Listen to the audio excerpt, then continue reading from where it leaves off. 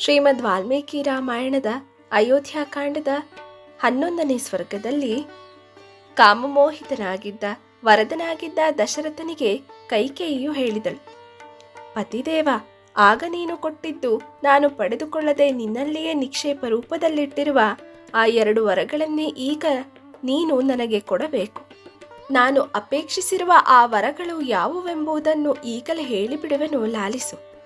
ರಾಘವನಿಗೆ ಪಟ್ಟಾಭಿಷೇಕ ಮಾಡಲೆಂದು ಯಾವ ಸಂಭ್ರಮ ಸಮಾರಂಭಗಳು ನಡೆದಿವೆಯೋ, ಯಾವ ಸಂಭಾರ ಸಾಮಗ್ರಿಗಳು ಸಂಗ್ರಹವಾಗಿವೆಯೋ, ಅವೇ ಸಂಭ್ರಮ ಮತ್ತು ಸಂಭಾರ ಸಾಮಗ್ರಿಗಳಿಂದ ರಾಮನಿಗೆ ಬದಲಾಗಿ ಭರತನಿಗೆ ಪಟ್ಟಾಭಿಷೇಕವಾಗಬೇಕು.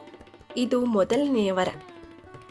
ಸಹಾಯವನ್ನೆಸಗಿದ ನನಗೆ ಪ್ರೀತನಾದ ನೀನು ಕೊಟ್ಟಿದ್ದ 2 ವರಗಳಲ್ಲಿ 2ನೆಯ ವರವನ್ನು ಕೇಳುವ ಅಥವಾ ಅದರ ಪ್ರಯೋಜನವನ್ನು ಪಡೆದುಕೊಳ್ಳುವ ಕಾಲವು ಈಗಲೇ ಸನ್ನಿಹಿತವಾಗಿದೆ. ಅದನ್ನು ಹೇಳಿಬಿಡುವೆನು, ಕೇಳು.